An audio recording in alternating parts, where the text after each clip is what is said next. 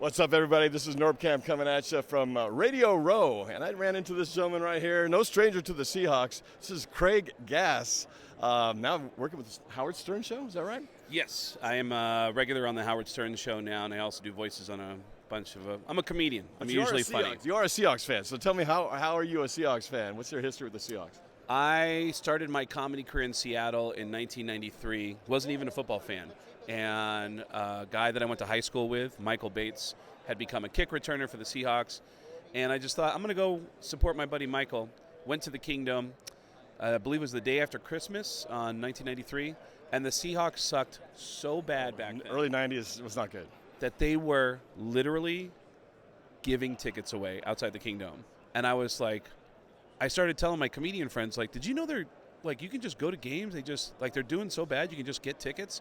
And for the next 5 years, 93 to 98, I would go to the Kingdom, and they had an open food policy in the Kingdom. You could bring any food that you wanted into the Kingdom. And there was a Taco Bell, remember, across the street from the Kingdom. Remember that? There was a Taco Bell right there in the corner. Right. So for $5, you get a big bag of Taco Bell. And another $5, maybe $5, you could actually buy a ticket from somebody who was just trying to get anything for their ticket. And then you'd walk in. You could actually make a picnic because there was so much room in the building. You could have a whole section to yourself. And every once in a while, the Seahawks would win a game, and you'd have a mouthful of Taco Bell going, did we just win? What the hell just happened? And then over the years, I just became a fan of this little sad team. And then Hasselbeck showed up.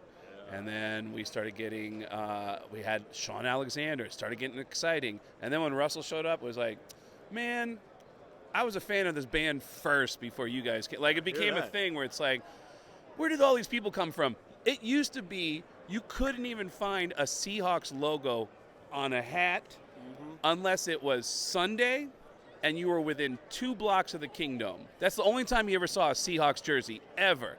And then now, whenever I get off a plane in Seattle, grandmas and babies, like, everyone's got to, like, all right, that's fine. That's the price of having a good team.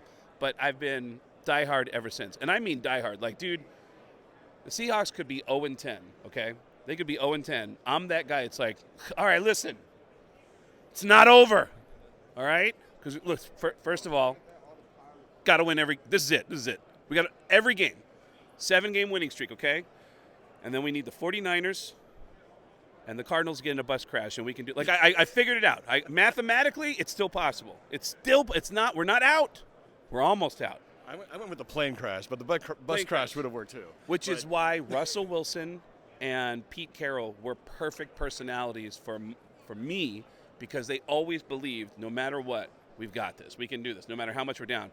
And it was the most exciting football to watch. Who knows what the future is going to be like, but again, I'm an optimist, so I believe, all right, well, this coach is going to be great, so let's have some fun. I was going to ask you, what do you think about the new coach, McDonald, from the Ravens, man? I mean, I think everybody right now is just like, nobody can say a bad thing about him, but of course, the season hasn't started yet, and everybody's a potential Super Bowl champion next year. So, what's your thoughts, man? Were you excited when you found out the news? Dude, I'm an optimist, so for me, it's like, no matter what, it's like, I believe in you. I believe this can happen.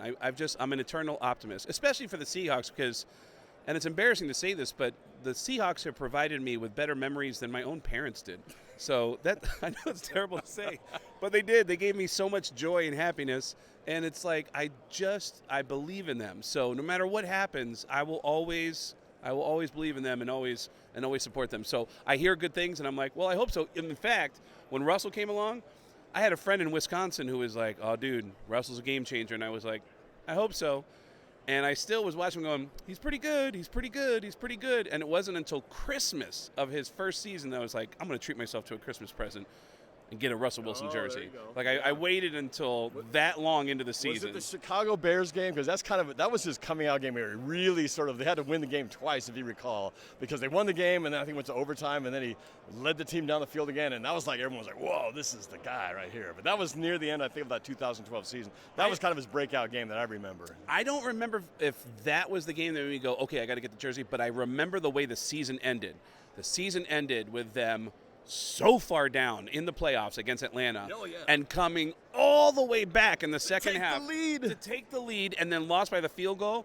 It was the first time ever when the Seahawks season ended that I felt excited. I had never felt excited at the end of a season. I just kept saying, dude, we're going to kill everybody next year. And we absolutely did, because the next year is when we went to New York, Super Bowl. And then, man, as a New Yorker, I'm from New York, to see my city, to see Times Square filled with Seahawks fans and all my a-hole New York friends, like being like, yeah, 12th man, what's up? Like, there were 12th man flags on buildings all over New York, and watching Times Square filled up with Seahawks fans going, let's go Hawks! Like, it's funny you mentioned parents and football. In my case, my dad got me into football, and we've been football fans together. So, in fact, I'm here with him. We've been to 3 Super Bowls. Will be 3 Super Bowls on Sunday. But we were at Super Bowl 48, me and my dad. We went to 49 to watch that. Yeah. And then we're here because I was fortunate to be Fan of the Year this year, and that's why we're even here. So, oh, you're kidding? I didn't know that. Yeah. Oh, dude. So that's why I'm even here. But, well deserved. Well, you actually spotted me. We're walking here, and it's like, I'm just looking, trying to soak this thing. I've never been to Radio Row before, and then you came up, and I was like, who's this guy? And that's the green-haired guy. I'm like, is that the green-haired guy? That's my green-haired guy. I know that green-haired guy. And I came over and I was like, dude, you're that guy, man. I've watched your videos. Yeah, I was, as a Seahawks fan, I always gobble up anything I can find out about the Seahawks. It's like, I want to see as much content as I can. I want to create content with the players, and so I'm always looking for anything about the Seahawks because, again, I'm a fan, and they're still. I mean, they're such a. They look great. There's so many good pieces in place right now, and with a guy like that who ran the defense that absolutely destroyed us this year. I mean, that was easily the most. Just soul-crushing loss we've ever had with Pete Carroll at the helm. So knowing that guy now is going to be on our side is like, all right, let's become that scary on that side, because we've already got a great quarterback. We already got some weapons on offense, and if we can just get DK to just calm down a little bit, like, it's not a coincidence that a fight always breaks out around DK. So like, all right, dude, come on, man. Like that guy is just. We don't want him too calm. Yeah, but right on the edge, without edge, crossing man. it, on right? The edge, Get the other guys to swing second. It was like, I don't know if you know this, Milton Bradley was had a bad attitude when he played for the Mariners, and he would wear earplugs so that he couldn't hear people talking trash to him. Smart. So when we get triggered, we need to put some earplugs in DK so that he doesn't hear anything. So he just focuses on his game and doesn't hear, because he clearly is the kind of guy that when he hears some trash, he's always like, right. Like, he just has to do that. Like, dude, put some earplugs in that guy and let him do his thing, because he's a ridiculously athletic guy. So that's what we need. Man. But as long as you can still hear the snap count, I like the earplugs idea. That's a good point. I didn't think about that. All right, you know what? Maybe not earplugs. Clearly, he does use sign language, so maybe someone can sign the snap his way. Which is crazy, and it's a whole other story. But my whole family's deaf. My mom, my dad, and my sister. So when he's signing, can you? I was tripping out on that. I was like, what the hell? Yeah, my mom, my dad, and my sister. So you understand it fully. Yeah, and it's real. Wow, when I saw awesome. him do sign language, I was like, what? Yeah, that was. We used to have a deaf guy on the team named Dereck Coleman. Yeah, I remember. And, fullback. My mom at the Super Bowl, she was like, my mom was like, did you know that there's a deaf person on the team? And I go, yeah, Dereck Coleman. She goes, you should get his autograph at the game. And I was like, Mom, it's the Super Bowl. But the series of events, I was in the locker room with the Seahawks after they won, and I walked up to Dereck Coleman and I said, hey, my family's deaf. And he was like, oh, okay. And I said, can we get a picture? And then I got him to take a picture of me where he's just going like this, which is, I love you for my mom, the I for I, the L for love, and the Y for awesome. you. Wow. And then he went like this for my mom, and my mom was like, oh, and I was, yeah. So I have a lot of friends of mine who are from the deaf community who are Seahawks fans. Can you say a little message to them? You can say it verbally as well, but I'd love to have you say it. Hi, my name is Craig, and my signing is awful. I think that's awful. I could be wrong, but it really is bad. Like, my mom never corrected me. She never, like, when I was growing up, I would sign things wrong, and she'd be like, whatever. And then her friends would come over, and as I was growing up, I remember her friends would, watch me, and they'd go, why is he signing? And my mom would go, I know, but it's so cute. He's my little stupid kid. Like, yeah. It can't be any worse than half the text messages I get that I can't even understand what they're writing. All right. Well, but hey, so do you still do stand-up? And where can people find your where can they find your content online? Everywhere around the world. getgas.com. Getgas with 2 S's.com. And you can see me everywhere, and you can find all my videos and find out why I'm going viral for all the wrong reasons with Patrick Mahomes this week. Can I just explain that? Go for it, man. This is your forum right here. The whole question was, last year I talked to Patrick Mahomes, and I said, because I do voices, right? I do voices on cartoons and radio shows. And so I was like, what's the key to doing an impression of you? And he goes, my voice sounds like Kermit the Frog. And I was like, oh, okay. And then, conversation went to whatever after that.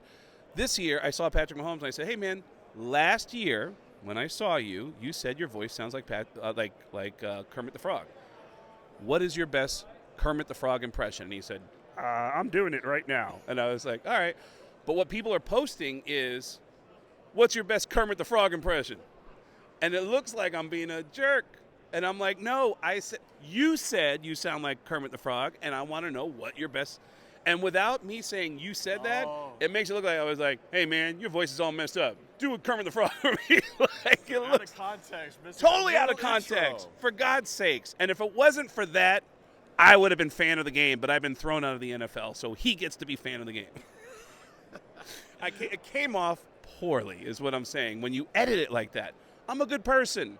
I love my mom. You know what I'm saying? Yeah. And I got to meet Norb, so so life is okay. Thanks, Norb. It was a pleasure to meet you, man. Nice to meet you too, buddy. So the website again is getgas.com. Getgas is 2 S's. With 2 S's. Getgas.com. Go check his content out over there. Thanks, man. Appreciate it. Thank you, Norb. All right.